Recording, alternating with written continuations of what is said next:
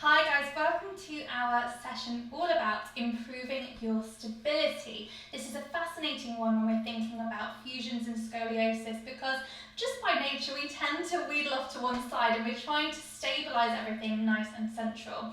As always, just make sure that you are feeling okay, you haven't got any niggles or anything, and if something doesn't sit right with you, as always, just pause, adapt, do what you need to do.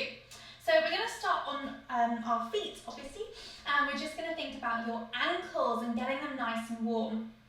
So we'll have our feet hip width apart, standing tall through your chest, hands by your side, and we're going to peel up onto your tippy toes and slowly release back down. Now, this is a very simple move, but there's a lot that can go wrong, believe me, with these. First thing we might find is that our knees want to roll inwards as we come up, or we might find that our feet want to roll inwards as well. So it's really important that hips, knees and feet stay facing forwards the whole time. Good. Now you might notice my shoulders are slightly off centre to one side. I'm sure that will be the case for you guys as well. So just try and keep everything tall. Don't worry too much if you're leaning over, but just making sure that everything, pelvis down, is nice and still. Good. So as we do this, if you want to add an extra element, get that brain working, you can have hands by your side and we can just open the palms, take a breath in, and release as we come down. So not only are we working for your ankles and your calves, we're also getting your upper body involved. Just getting used to a little bit of movement, get yourself ready for the session. Okay, last one here for me. And come back down. You can shake off those little quads and calves if you need. Okay. So up and down is a stability challenge in itself. We're going to have a go at moving side to side and see if we can't destabilise a bit more. Really important that your hips stay super still for this one. Hands coming by your side, and we're going to drag one hand down the seam of your trousers. We're trying to keep your body nice and straight here. So as if you're sandwiched between two slices of bread with a jam in the middle, and you're just going to squeeze out the side, so we can't do any rolling forwards or backwards. Coming all the way up and over. Hope you like my jam analogy. Oh dear. Good, squeezing down and back up. You can tell I've got food on my mind, huh? Okay, so with these, what we tend to find with side bends is the side towards where your spine wants to curve. You can go really quite far. On the other side, it tends to feel a little bit stuck. That's fine, just work with your body here. We're letting gravity take your body down, warming up through your lower back. Again, keep those hips still. It's tempting to swing them out to the side to get your bend a little bit deeper. So we'll just take that once more in each direction. And once you finish that last one, coming back up to the top, give yourself a shimmy if you need. Good, so we've gone up and down, we've gone side to side. We're now going to add a little bit of twisting. So again, we're staying with feet hip width apart. Keep your knees and your hips still and facing forwards. Arms are coming out in front. Now we're going to take one elbow down by your lowest rib. Follow it with the pinky finger on that hand. Now keeping your hips facing forwards, we're going to twist towards the elbow. Look towards it if you can. And then we'll slowly return back to the middle and switch to the other side. So just to show you from the front, my hips aren't moving, but my upper body is going to start to twist round and back. Same as with those side bends. One side, you probably move quite far. The other side, going to be a little bit limited. Reason is, think about the side you've got your rib hump. Your spine is rotated that way, so it's going to be a lot easier to carry on with that rotation. Again, we're always thinking about progression individually side to side. So don't worry if one side is really bent deep, the other side isn't. We're just trying to keep hips still. That's what we're focusing on today. If you can increase the mobility on one side, that's perfect. So keeping these going, not forcing any twist that doesn't want to happen. And we'll just take that once more in each direction. Keep those knees facing forwards. last one. Beautiful. Come back to the middle. You can shimmy it off. Perfect. So hopefully your torso is feeling a bit more warmed up. We're a bit more aware of our pelvis in relation to our torso as well. Now we're going to shift the weight onto one leg, which already feels a little bit wobbly. You can keep your hands on your hips or you hold onto a wall. And this spare leg is going to pick up to hip height. Slowly lower back down. Do not let the foot touch the floor. And then we'll slowly come all the way back up.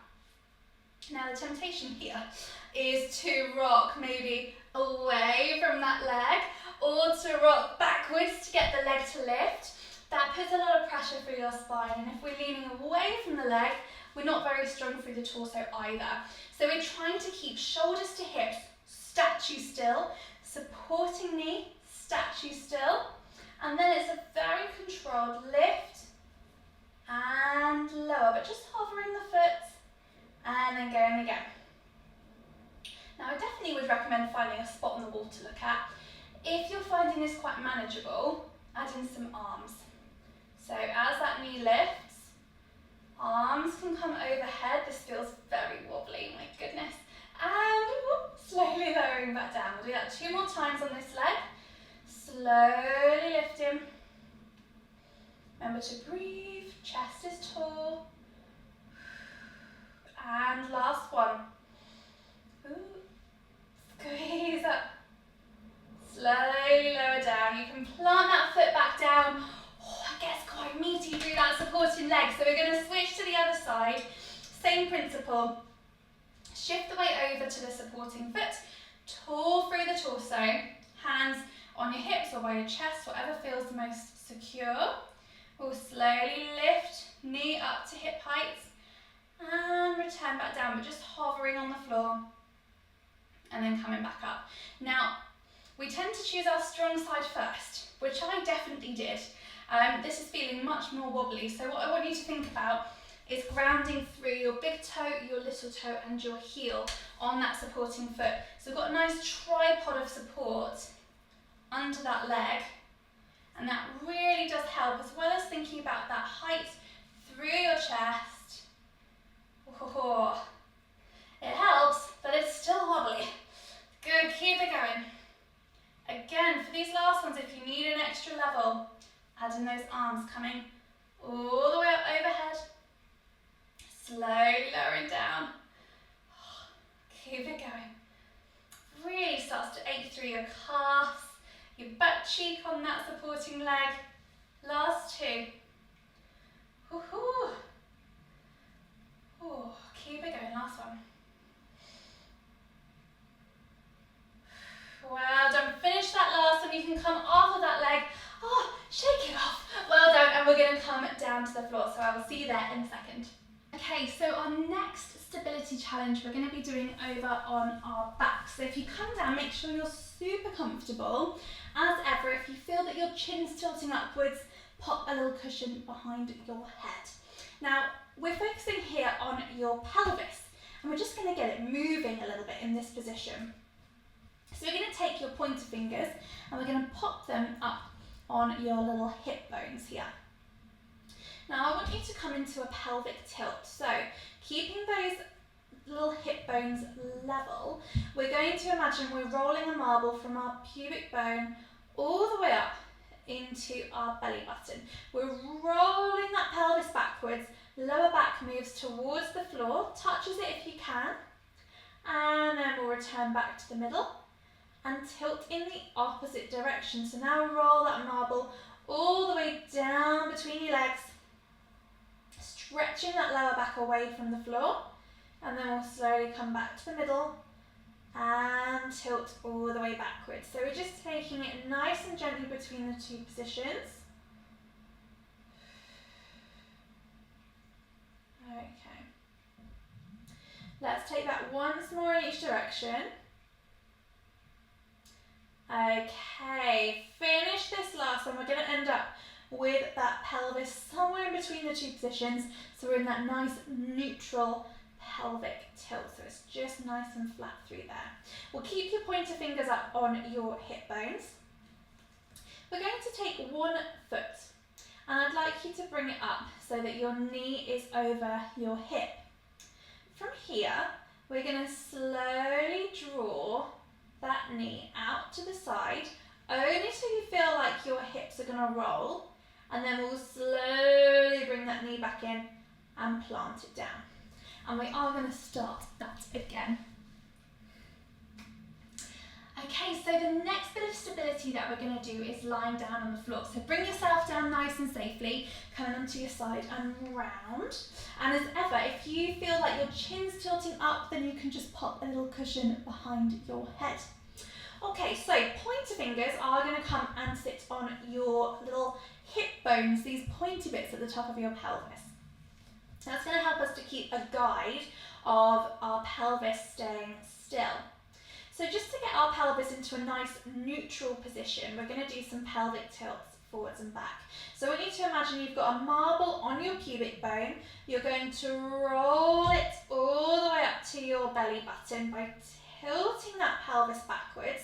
Your lower back moves down towards the floor, and then we're going to reverse that. So rolling the marble out from your belly button, down, out between your legs. Lower back moving away from the floor, and then we'll come all the way back. So take it nice and easy, tilting backwards, rolling that marble up to your belly button, and then tilting forwards, lower back coming away from the floor. And we'll just take that 2 more times in each direction, really warming up through that pelvis. It's a good time to start to get a gauge on those 2 hip bones staying nice and level. So you finish up that last one and we'll slowly return to a nice neutral position. So that's wherever in between those 2 extremes your pelvis wants to sit naturally. So we're going to start to play around with stability side to side. So please do keep those fingers on your hip bones. Now, one knee is staying still. The opposite knee is going to slowly drop out to the side. Now there'll come a point where your pelvis starts to roll, then we've gone too far. So we're just bringing that knee out as far as you can control with a still pelvis, and then we'll draw that knee back in. Second knee is going to drop out to the side, and then slowly come back in. Small move, but it's really tough to control those hips from rolling, so keep practicing. One thing to bear in mind, again just bringing it back to the scoliosis side of things, is we tend to have one hip drawn slightly higher than the other one. So when you draw that leg out to the side, it will feel like it can't move as far. That's fine, it's just because your pelvis is slightly twisted there. Really good awareness building, these exercises for your body. Now, if you're managing to do these quite easily or quite stable through the pelvis, we can up the ante, otherwise keep practicing. So again, we'll keep fingers on your little hip bones. We're going to straighten one leg away.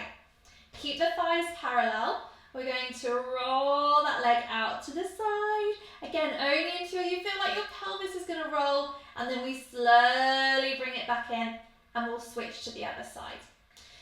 Bear in mind, your supporting knee must stay still. It's going to want to drop out to the side to compensate. It's a lot easier.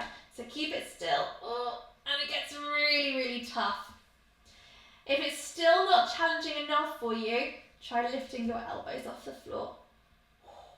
Oh, it gets really tough. I can really feel my abdominal muscles switching on, trying to get some stability there. Good stuff. Okay, keep it going. We're going to take that once more with each leg. Whatever option you're on is absolutely fine. This is a nice video to come back to actually and see if you can improve the levels and challenge yourself a little bit more. Last one. Well done. Bring that foot back down to the floor. You can just shrug your little legs away. Get rid of any tension that's left there, and we are going to come over onto all fours. So bring yourself up, take it slow, take it easy, and we're going to come all the way onto our fronts. Now, I'm going to do this with the ball if you've got your small ball handy. If you don't have one, you can do this with knees on the floor as well. So I'll demonstrate both. Option 1 without the ball, we're starting with wrists under shoulders, knees under hips. We're going to slowly extend one leg away from the body and slowly bring it back in. We're trying to keep the pelvis level, and if that feels quite easy, you can add in the opposite arm and back in. We're staying on the same side, extending out and back in. If you're using the ball, it's going to go under that still leg, under your shin. So we'll pop the ball in, keep your tiptoes down on the floor, and then it's the same move. This is really tough. Straighten that leg, slowly bring it in. If you're still, by some miracle, super steady, you can try and extend the opposite arm away. That is so hard. Ooh. Keeping that pelvis still, making sure your chest doesn't sink between your shoulders. Last 2. Last 1, well done. Control it right to the very end. You can sit yourself back. Oh, it really gets those quads working. And we're going to switch to the other side. So again, ball, if you're using it, comes under the supporting shin. We're coming up to all fours. Keep those tiptoes down. We're going to slowly extend the opposite leg away. Keep that pelvis level. It's tempting to roll and bring it back in. I don't think I can do it on this side. If you're feeling very stable, you might be able to lift the opposite arm. Oh, goodness me. So hard. Well done. Something else you can try is lifting your tiptoes off the floor if you're using the ball. Oh, crumbs. It's really tough. Last 2 for me. Keep nice and strong through those shoulders. Whew. And once you finish that one, you can bring yourself back to the floor. Relax, shake off those little wrists. It's really, really tough, so there's a good idea of a few exercises that we can work quite subtly to make huge impacts on our stability. I'm going to finish with a little challenge. You can either do this kneeling on the floor on your knees, or if you have got a ball, use something to hold on to. We're going to try and kneel on the ball with your tiptoes down on the ground. I'll regret this in a minute. Okay, so we're going to stand tall. Oh my goodness. Arms come out in front of you, and we're going to do a drop swing. So your hand is going to drop down by your side, swing out behind you, and swing back, but about 5 times faster than I just did. So we're going to swing and back. Opposite arm, swing and back. If you're balanced, try watching. I'm going to demonstrate this off the ball. You swing and back, swing and back. Again, try and keep those hips level for me, facing forwards. Well done. This is really challenging for your core. Last 2 with each arm.